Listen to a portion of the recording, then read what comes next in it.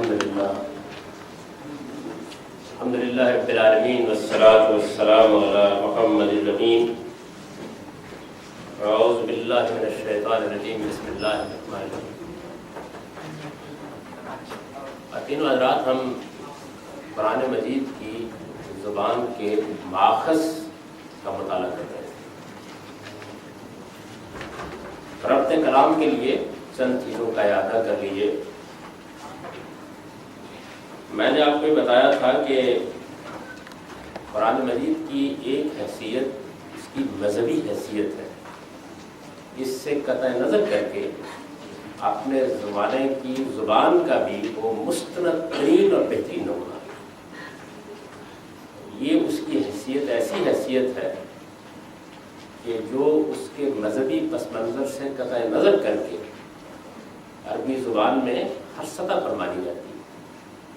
یعنی ایسا نہیں ہے کہ صرف مذہبی لوگ یا اس کی تفسیر اور اس کا ترجمہ کرنے والے لوگ یہ بات مانتے ہیں، بلکہ عربی زبان کا کوئی لغت آپ اٹھا کر دیکھ لیں، قائد کی کوئی کتاب اٹھا کر دیکھ لیں، اس کی زبان کے مختلف پہلوؤں پر جو کچھ لکھا گیا ہے اس کا مطالعہ کر کے دیکھ لیں، یہ معلوم ہوگا کہ ہر جگہ سب سے پہلے زبان کے ماہرین اس کا حوالہ دیتے ہیں،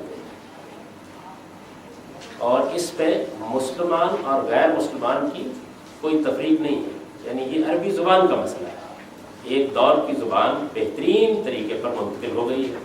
اس زمانے کے لوگوں نے اس زبان کی اس حیثیت کو تسلیم کیا، جس طریقے سے اس میں بحث نہیں ہو سکتی کہ کسی موقع پر اردو زبان کی تحقیق میں میر کا کوئی شعر پیش کیا جائے، اس میں یہ موضوع بحث نہیں ہوتا کہ میر رند لاوالی ہے، وسیع مشرب ہے، شاعر اچھا ہے یا برا ہے۔ زبان میں اگر استناد ہے تو وہ پیش کیا جائے۔ بالکل یہی حیثیت قرآن مجید ہے۔ اس معاملے میں مسلمان علماء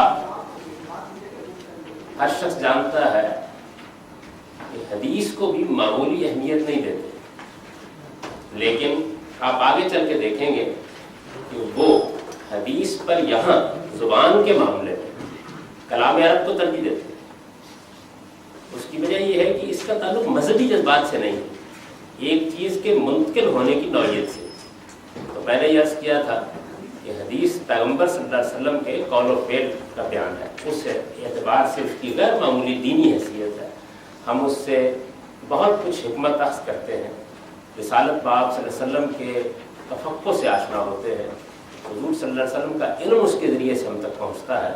لیکن چونکہ اس کی روایت بہت کم باللفظ ہوئی، جو بات بیان کی گئی ہے اسے دوسرے لوگوں نے بالمعنی یعنی اس کا مفہوم روایت کر دیا۔ روایت بالمعنی کا مطلب یہ ہے کہ اس بات کا اہتمام نہیں کیا گیا کہ کسی بات کو انہی لفظوں میں، جب یہ چیز مشتبہ ہو گئی کہ یہ لفظ رسول اللہ صلی اللہ علیہ وسلم کے ہیں یا نہیں ہے، یا یہ الفاظ اس دور کے لوگوں کے ہیں یا نہیں ہے، تو زبان کے معاملے میں پھر اس کی حیثیت ثانی ہے۔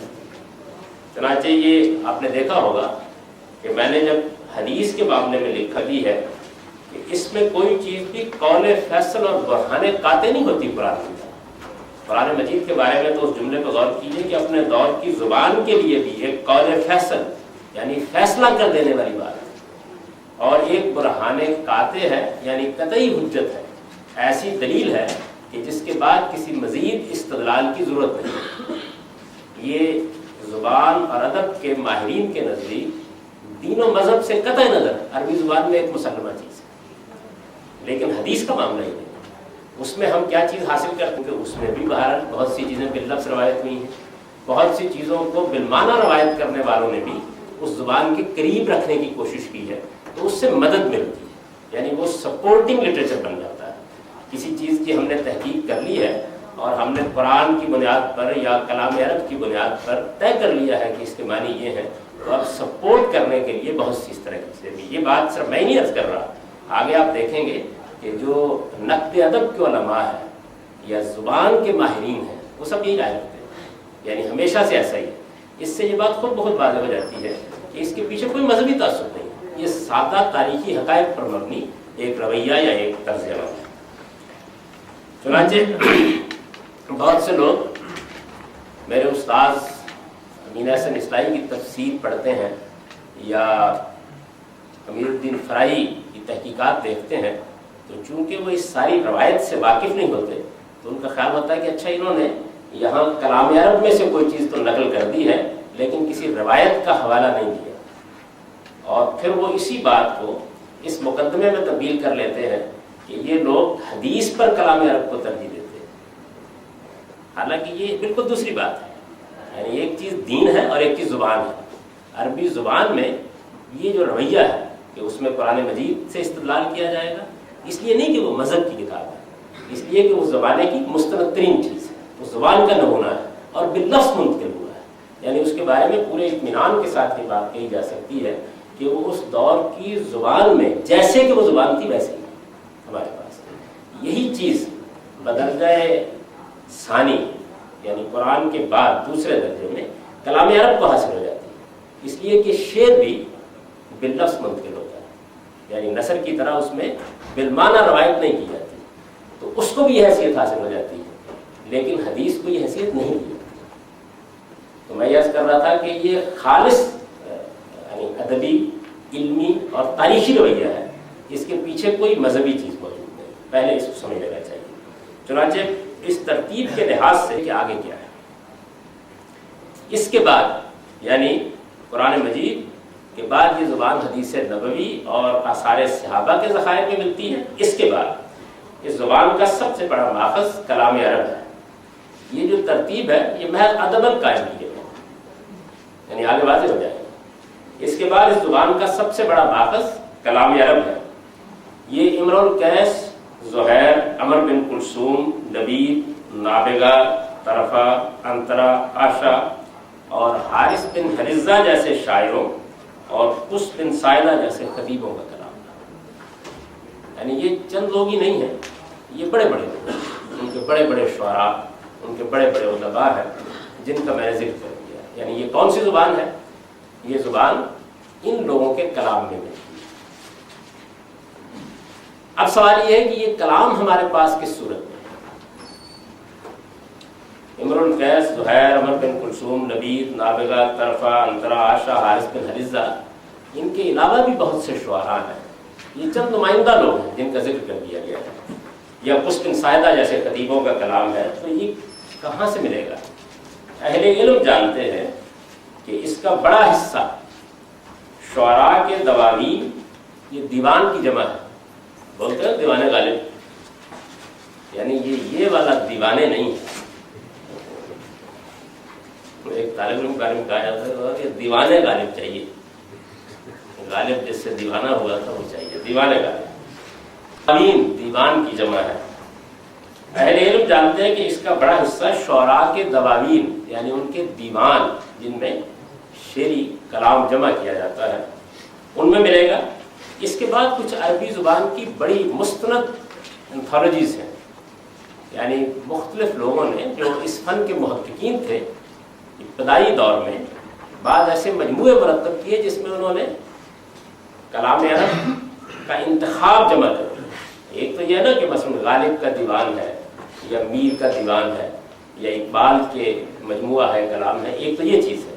ایک دوسری چیز یہ ہے کہ کوئی شخص جو صاحب ذوق ہو، کلام کے اچھے برے اور غص و سمین میں تمیز کر سکتا ہو، وہ ایک مجموعہ مرتب ہے۔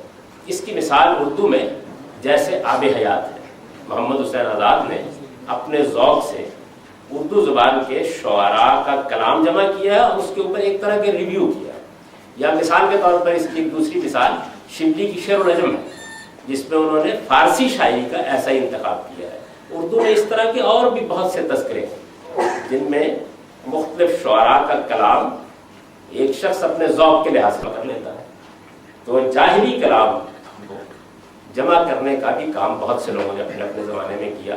جمع کرنا یعنی اس کا انتخاب، اچھی شاعری، اچھا ادب اچھے لوگوں نے جمع کر دیا۔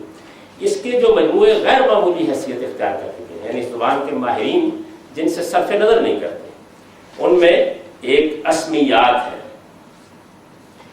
یہ جو اسمعی ہیں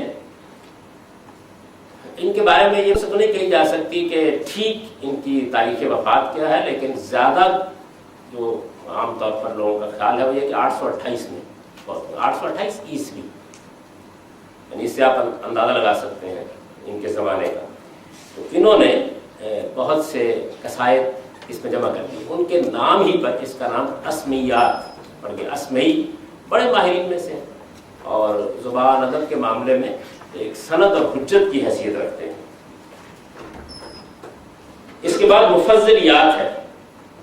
دلچسپی ہے یہ ہم مسلمانوں کا علمی ذوق کچھ اس طرح کا رہا ہے کہ آدمی کے جیسے ہم نے بخاری مسلم، اب یہ کتابوں کے نام ان کے مصنفین کے نام سے مشہور ہو گئے، ورنہ بخاری کی کتاب کا نام بخاری نہیں ہے، اس کا نام الجامع الصحیح ہے. یا مسلم کی کتاب کا نام مسلم نہیں ہے، اس کا نام الجامع الصحیح ہے، اس کا نام بھی یہی ہے. یا ابو داؤد وہ سنن ہے اصل میں، لیکن عام طور پر فرد یا مصنف کے نام پر شہرت ہو جاتی ہے. تو یہاں بھی یہی ہوا ہے کہ اسمعی کی کتاب اسمیات، اور اسی طرح سے مفضل کتاب مفضلیات، یہ ان کے نام میں نے نیچے دے دیے ہیں. اور ان کی وفات البتہ کم و بیش محققین کے نزدیک متعین ہے، یہ 786 عیسوی میں فوت ہوئے.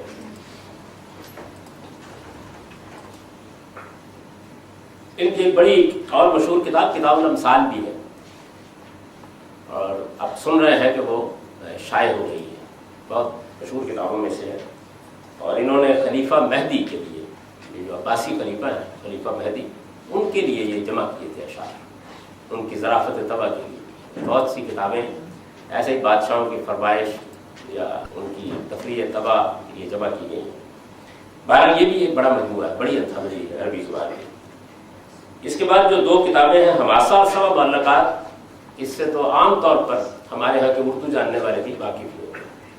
حماسہ ابو تمام حبیب بن اوسط طائی کی کتاب ہے. یہ ابو تمام ہے، عام طور پر لوگ اس کو تمام کر دیتے ہیں. یہ ابو تمام حبیب بن اوسط طائی، حماسہ ان کی کتاب ہے.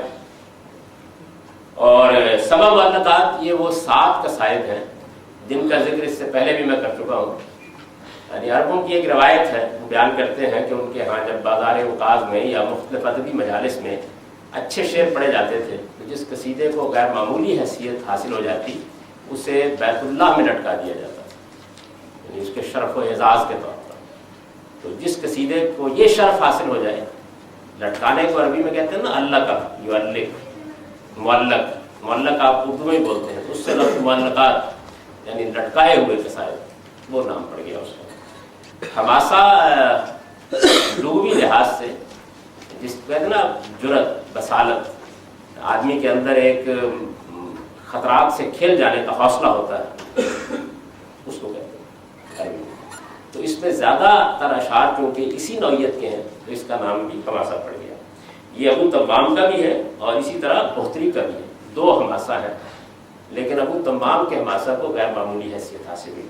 تو معلقات میں تو وہی بعض مجموعے ایسے ہیں جن میں 7 قصائد ہیں اور بعض ایسے ہیں جن میں 10 قصائد. قصائد قصیدے کی جمع ہے. اور یہ اسمیات مفضلیات وغیرہ میں اس سے زیادہ کافی ضخیم ہے، 700-800 صفحے کی کتاب ہوگی. اسی طرح اور جاہز اور مبرد، یہ دونوں بڑے ادباء میں سے.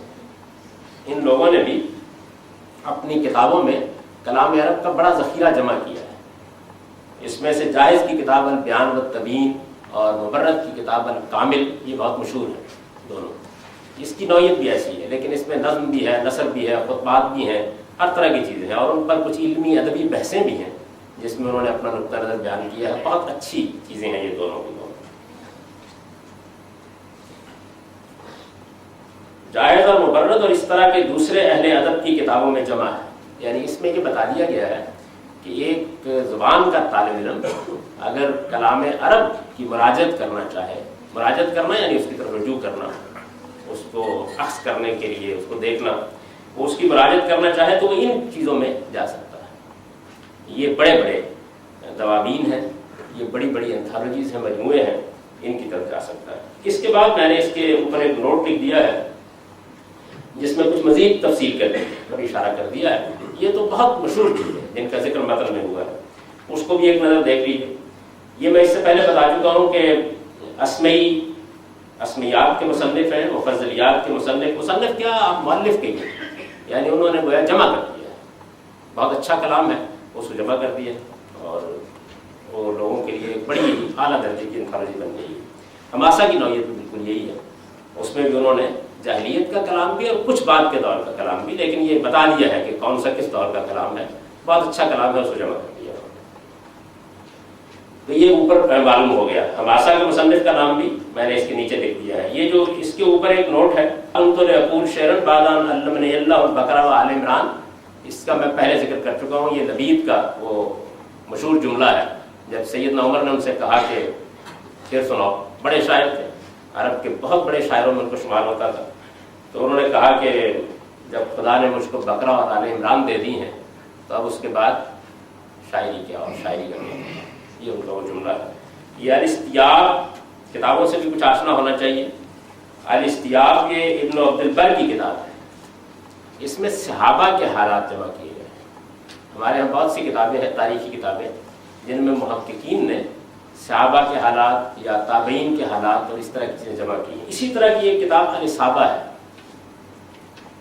میرے پاس چونکہ اس کا جو نسخہ تھا اس میں الاصابہ کے حاشیے پر الاستیاب چھپی ہوئی ہے، میں نے حوالہ اس پورے کر دیا ہے۔ الاصابہ کا موضوع بھی یہی ہے، یعنی وہ بھی اصل میں صحابہ کے حالات پر ایک کتاب ہے۔ لبید چونکہ مسلمان ہو گئے تھے تو اس وجہ سے ان کا ذکر ایک شاعر کے طور پر تو خیر شعر و ادب کتابوں میں ہوتا ہے، تاریخی کتابوں میں صحابہ کرام پر جو کتابیں لکھی گئی ہیں ان میں بھی ان کا باقاعدہ تذکرہ ہوتا ہے۔ مثال کے طور پر جاہز کی البیان والتبیین اور مبرد کی الکامل فی اللغہ والادب، یہ اوپر جن دونوں بڑے ادباء کے نام ہیں ان کی کتابوں کا بھی نیچے میں نے ذکر کر دیا، البیان والتبیین اور الکامل فی اللغہ والادب وغیرہ۔ ان کے علاوہ ابو زید جمہرۃ و اشعار العرب، شجری کی مختارات شعراء العرب، یہ جو ابن الشجری ہیں ان کا پورا نام ہے ابو السادات ہبۃ اللہ الشریف ابن الشجری، تو ان کی مختارات شعراء العرب ہے۔ ابو تمام کی ایک اور کتاب الفہول ہے، یعنی جو بڑے ہوتے ہیں فہل کی زبان میں اصل میں سانڈ کرتے ہیں، لوگ اگر جانوروں آ کے تو ان کے مابین میں جس طرح بکریوں کا ریوڑ ہوتا ہے اس طرح ایک سانڈ بھی ہوتا ہے، اس کو عربی میں فہل کہتے ہیں، تو اس سے یہ کتاب کا نام بنا ہوا الفہول۔ اور بہتری خالدیال ابن الشجری، ابو الہلال العسکری اور شنتمری، یہ شنتمریہ جو ہے یہ اندلس کا ایک چھوٹا سا قصبہ تھا، اس میں یہ صاحب پیدا ہوئے ہیں، 1019 کے قریب ہے ان کا وفات کا زمانہ۔ اور یہ سانتا ماریا آپ نے سنا ہوگا، اندلس کا شہر وہ شنت مریہ ہے، ہمارے یہاں اس کو یہ کہتے ہیں۔ ان کی حماسہ بھی بہت مشہور ہے، اندلس کے ہیں۔ اور ابو ہلال کی دیوان المعانی بھی اسی طرح کی تعریفات، دیوان المعانی۔ تو یہ تھوڑا سا تعارف کرا دیا، یعنی اگر کوئی عربی زبان ادب کا مطالعہ کرنا چاہتا ہے کوئی آدمی تو وہ ان کتابوں کی مراجعت کر سکتا ہے۔ اس زمانے میں یعنی یہ تو مشہور چیزیں ہیں، اور ان کے علاوہ بعض وہ چیزیں جو ذرا زیادہ تحقیقی مطالعہ کرنے والوں کے علم میں رہنی چاہیے۔ اس زمانے میں شعرائے جاہلیت کے ایسے بہت سے دواوین بھی شائع ہوئے ہیں، دواوین یعنی دیوان، وہی جمع اس کی، جو اس سے پہلے ناپید تھے، یعنی اس سے پہلے وہ مخطوطوں کی صورت میں موجود تھے، لوگوں کی رسائی میں نہیں تھے، کسی میوزیم میں پڑے ہوئے ہیں یا کسی ایسی لائبریری میں پڑے ہوئے ہیں کہ جس تک عام لوگ نہیں پہنچ سکتے۔ تو موجودہ زمانے میں جب طباعت کا دور شروع ہوا اور بہت سے لوگوں نے کام کرنا شروع کیا، تو جیسے انہوں نے میوزیم سے نکال کر، لائبریریوں سے نکال کر، یا بعض لوگوں کے گھروں میں بعض چیزیں موجود تھیں پڑی ہوئی، ان کو نکال کر شائع کیا ہے، تو اسی طرح بہت سے شاعروں کے دیوان بھی چھپ گئے ہیں، اس طریقے سے میسر نہیں تھے۔ اس میں شبہ نہیں کہ عربی زبان کے بیشتر لغات اہل زبان کے لیے نہیں۔ اس پہلے چند بات یہ بتا دیا گیا کہ کلام عرب مثال کے طور پر اگر حدیث کے معاملے میں بحث بتائیں گے نا کہ زیادہ مستند ذخیرے آپ کو کہاں ملتے ہیں، جیسے اس میں ہی بتایا ہے کہ اگر آپ زبان کے حوالے سے تلاش کرنا چاہیں تو دعاؤں میں تلاش کریں، تمثیلات میں تلاش کریں، صحابہ کے ساتھ مکالمات میں تلاش کریں۔ بالکل اسی طریقے سے یہ بتا دیا گیا ہے کہ اگر کلام عرب یا عربی شاعری یا عربی ادب کا کوئی آدمی مطالعہ کرنا چاہے تو اس کے لیے کیا کیا چیزیں موجود ہیں جن کو پڑھ سکتا ہے اور وہ کہاں کہاں سے اس کو میسر ہو سکتی ہیں۔ میرے جلیل القدر استاد بڑی عمدہ بات کہا کرتے تھے، ایک اچھے استاد کا بنیادی کام یہ بھی ہے کہ وہ یہ بتا دے کہ وہ چیز جس کو میں جا رہے ہو وہ تمہیں آخری درجے میں کہاں سے ملے گی۔ یعنی بعض اوقات ایسا ہوتا ہے کہ کسی فن کا آدمی مطالعہ کرنا چاہتا ہے تو وہ خیال کرتا ہے کہ اچھا لائبریری میں جا کر میں نے کیٹلاگ کھولا، معلوم ہوا کہ اس فن کے اوپر 2000 کتابیں. یعنی مثال ہے کہ ہمارے یہاں تفسیر پر اگر کوئی آدمی کام کرنا چاہے اور وہ یہ خیال کرے کہ مجھے قرآن مجید کی تفاسیر کا مطالعہ کرنا ہے، جا کر وہ لائبریری میں اگر دیکھے تو ہزاروں تفاسیر، یعنی کوئی ایک دو نہیں ہے، ہزاروں کی تعداد میں موجود ہوں گی. اور ظاہر ہے کہ وہ اندلس کے لوگوں کی بھی ہیں، وہ مغرب کے لوگوں کی بھی ہیں، وہ ہمارے عباسی دور کی بھی ہیں، وہ اموی دور کی بھی ہیں، وہ عثمانی دور کی بھی ہیں، وہ ماوراء النہر کے دور کی بھی ہیں، وہ یہاں ہندوستان کی بھی ہیں. بے شمار تفاسیر آپ کو ملے. لیکن وہ آدمی کہ جس نے اس فن کا مطالعہ کیا، علمی طریقے سے مطالعہ کیا ہو، وہ یہ بتا سکتا ہے کہ اصل میں ان میں امہات سورس بکس کون سی. یعنی اگر کوئی ایسی لائبریری بنانا ہو جس کے اندر سے آپ کسی آدمی کو یہ جاننا ہو کہ وہ کون سی تفاسیر ہیں جن میں آپ کو روایات مل جائیں گی. یعنی رسول اللہ صلی اللہ علیہ وسلم نے اگر کسی آیت کی تفسیر میں کچھ کہا ہے تو مل جائے گا، صحابہ کرام نے اگر کوئی بات کہی ہے تو وہ مل جائے گی. اسی طرح بعد کے دور کے لوگوں نے اگر کچھ کہا ہے تو وہ انہوں نے بالکل جیسے انسائکلوپیڈیا ہوتی ہے مجموعے مرتب کر دیے ہیں. تو اس طرح کی چیزوں کو دیکھیں تو اس کا سب سے بڑا مجموعہ ابن جریر ہے، اور اس کے بعد اس کا ایک بہت اچھا انتخاب ابن کثیر. تو آپ نے 2 کتابیں اٹھا لی، بس اس کے بعد کافی ہے، یعنی اس کا تعارف ہو جائے گا. اسی طرح تفسیر کا ایک دور وہ ہے کہ جس میں لوگوں نے علم کلام کے زیر اثر، فلسفے اور منطق کے زیر اثر بہت سی تفاسیر کی ہیں. بہت سے فلسفیانہ مذاہب مسلمانوں میں پیدا ہوئے، جیسے معتزلہ تھے، اشاعرہ تھے، تو ان کے تحت بہت سی تفاسیر لکھی ہیں. یہ سارے کیلو کال کو اگر کہیں ایک جگہ دیکھنا ہو تو راضی کی تفسیر اٹھا لیں، بس کافی. یعنی وہ سب چیزیں اس میں آپ کو مل جائیں. جو کچھ بھی کیلو کال ہے اس کو انہوں نے نہایت خوبی کے ساتھ اس میں جمع کر دیا. زبان، ادب، لغت، اس طرح کے مباحث کے بارے میں اگر کوئی چیز دیکھنی ہے تو زمخشری کی کشاف کافی. یعنی باقی جو لوگ ہیں وہ اصل میں ان تفسیروں سے تفسیریں لکھ رہے ہوتے ہیں. یہ گویا امہات ہیں، سورس بکس ہیں، کتابوں کی مائیں ہیں اس فن میں. تو بالکل اسی طریقے سے یہ ایک طالب علم کو جاننا چاہیے کہ اگر وہ کلام عرب پڑھنا چاہتا ہے، عربی شاعری پڑھنا چاہتا ہے، عربی ادب پڑھنا چاہتا ہے، خاص طور پر قرآن کی زبان سیکھنے کے لیے، تو اس کو کیا چیزیں پڑھنی چاہیے، اس میں بنیادی کتابیں کون سی ہیں. تو یہ بنیادی کتابیں ہیں جن کی طرف میں نے اشارہ کر دیا اس میں. تو میں کر رہا تھا کہ اس زمانے میں شعراء جاہلیت کے بہت سے ایسے دواوین بھی شائع ہوئے جو اس سے پہلے ناپید تھے. اس میں شبہ نہیں کہ عربی زبان کے بیشتر لغات اہل زبان کے اجماع و تواتر سے نقل ہوئے. جس طرح دین اجماع اور تواتر سے نقل ہوتا ہے، بالکل اسی طرح دنیا کی زبانیں بھی اجماع اور تواتر سے نقل ہوتی ہیں. یعنی ہماری اردو زبان ہے تو اس میں مثال کے طور پر آپ کہتے ہیں کہ وہ جاتا ہے، تو وہ اور جاتا اور ہے، کبھی لغت دیکھیے اس کی؟ نہیں دیکھتے. یعنی یہ اصل میں یہ مفہوم ان الفاظ کا کیا ہے؟ یہ اجماع اور تواتر گردوش میں کوئی نہیں، یہ معنی شروع کرتے ہیں تو آپ حد سے ایسے الفاظ ملیں گے جن کے لیے ایسا ہوتا ہے. تو بہت حصہ ہوتا ہے اجماع اور تواتر سے نقل ہوتا ہے، بہت بڑا حصہ. اجماع اور مزید بات کی ضرورت نہیں ہے، آپ ہے سن رہے ہیں. دین اجماع اور تواتر سے نقل ہوتا ہے، زبان بھی اجماع اور تواتر. یہ بھی کوئی مذہبی چیز نہیں ہے، یعنی ایک ہی حقیقت ہے جس کا بیان ہے. عرب ہے کہ اس میں 90-95% اجماع اور تواتر سے نقل ہو رہا ہے. بھائی صحابہ کا مطلب ہے وہ گیا. یہ چیز جاننے کے لیے آدمی کو تحقیق کی ضرورت نہیں ہوتی. ایک بہت بڑا حصہ ایسا ہوتا ہے زبان کا جو ایسے ہی نقل ہوتا ہے. اچھا، اب یہ جو کچھ اجماع اور تواتر سے نقل ہو رہا ہے، ظاہر ہے اسی کی بنیاد پر لغت بن جاتے ہیں. آپ کو جاتا اور جانا اور گیا بھی لغت میں مل جائے گا. لغت کا ماہر تو اس کو سب کرے گا. یہ الگ بات ہے کہ دیکھی ہو، اس کے لیے آپ عمومی زبان کی طرف رجوع کرتے ہیں. تو عربی زبان کا آدمی بھی بالکل اسی طریقے سے ایسے ادب کی بات امہات ہے. امہات سمجھ رہے نا، عربی میں ام کہتے ہیں، اس کی جمع ہے امہات. امہات تو کتابیں بھی امہات ہوتی ہیں. بعض کتابیں وہی ہوتی ہے جو ماں کی ہے، یعنی وہیں سے سب کچھ پھوٹ رہا ہوتا ہے. تو اسی طرح لغت کی بھی کچھ امہات ہیں عربی زبان میں. ظاہر ہے کہ جس وقت اس زبان کو لوگوں نے گرد و پیش میں پھیلی ہوئی، اردو زبان کی لغت بھی جو مرتب ہوئے تو کیسے ہوتے ہیں؟ گرد و پیش میں پھیلی ہوئی زبان کو کوئی آدمی ثبت کرنا شروع کر دیتا ہے. یعنی لغت سے زبان نہیں بنتی، زبان تو لوگ بول رہے ہوتے ہیں. جب وہ بول رہے ہوتے ہیں تو ان کے اجماع اور تواتر سے الفاظ کے جو معنی سمجھ میں آ رہے ہوتے ہیں ان کو کوئی محقق وہاں ثبت کرنا شروع کر دیتا ہے. اور اسی طرح وہ الفاظ کہ جو ذرا شاذ ہو جاتے ہیں، یعنی شاذ اس طرح وہ اجماع اور تواتر سے نقل نہیں ہو رہے ہوتے ان کی تحقیق بھی کر کے اس میں سب کرنا شروع کر دیتے ہیں. تو اس سے لغت کی کتابیں بنتی ہیں، ڈکشنریز بنتی ہیں. اس لیے عربی زبان میں بے شمار لغات اہل اجماع اور تواتر سے نقل، اور ایک بڑا ذخیرہ لغت کی امہات. یہ جو 5 کتابیں ہیں، التہذیب، المحکم، السیاق، الجمہرہ اور النہایہ، یہ عربی زبان میں جن لوگوں نے لغت پر کام کیا ہے، یعنی زبان کی ڈکشنریز مرتب کرنا شروع کی ہیں. ایک دور ہوگا نا جس میں یہ کام ہوگا، تو بالکل بنیادی کتابیں ہیں، سورس بکس ہیں یہی 5. عربی زبان کے لغت کے اصل مجموعے یہی ہیں: التہذیب، المحکم، السیاق، الجمہرہ اور النہایہ.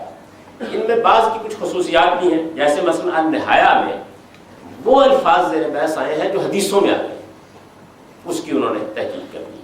اسی طرح بعض ایسی کتابیں اس میں جن کی ترتیب عام لغتوں سے بالکل ہٹ کر، عام لغتوں سے میری مراد عربی زبان کے بھی عام لغتوں سے ہٹ کے، یعنی عربی زبان کی گرامر اور قواعد کے لحاظ سے بعض کتابیں مرتب کر دی گئی ہیں. لیکن یہ سورس بکس ہیں 5 کی 5.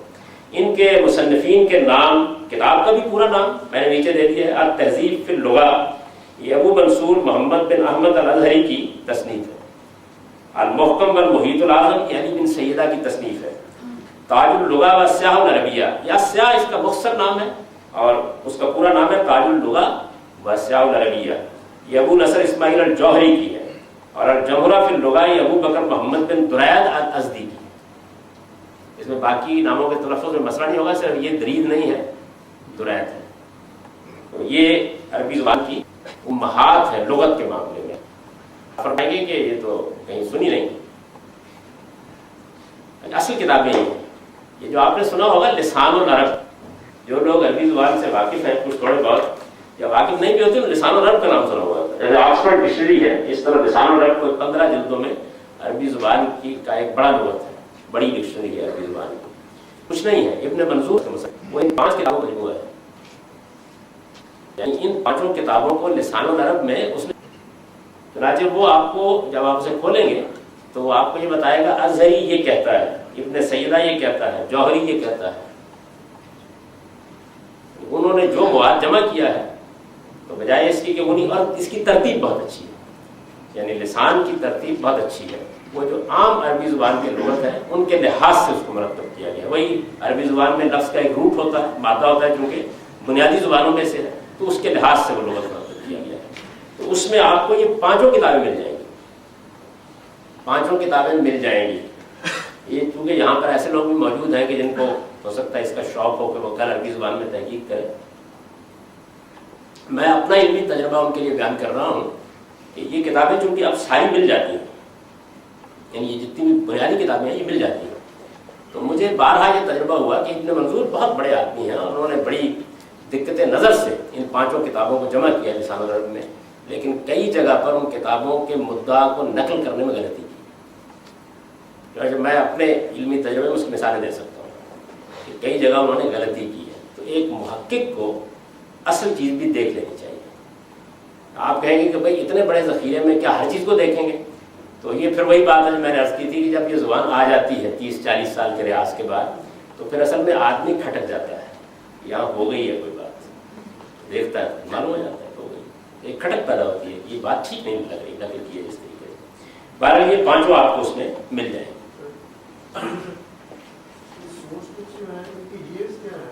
یہ دوسری صدی تیسری صدی کے اندر کی چیزیں ساری.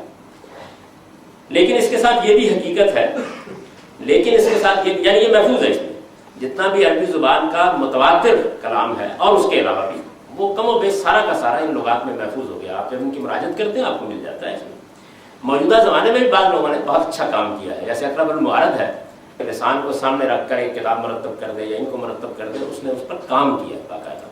تو یہ دور جدید کا کام ہے، اس کو بھی آپ دیکھ سکتے ہیں. تاہم اصل ماخذ یہی، بنیادی ماخذ یہی. لیکن اس کے ساتھ یہ بھی حقیقت ہے کہ لغت عرب کا جو ذخیرہ اس طرح متواتر نہیں ہے. یعنی ایک تو بہت بڑا حصہ وہ ہے کہ جو اجماع اور تواتر سے نقل ہوتا ہے، جو ذخیرہ اس طرح متواتر نہیں ہے اس کی تحقیق کے لیے سب سے زیادہ مستند ماخذ یہی کلام عرب ہے. یعنی اگر کوئی ایسا لفظ آ گیا ہے کہ یہ اس طرح متواتر نہیں ہے تو پھر یہ ماہرین بھی استدلال میں کلام عرب پیش کر رہے ہیں. آپ لسان اٹھائیں گے تو اشار سے وہ اسی بات پر دلیل دے گا، پیش کرے گا۔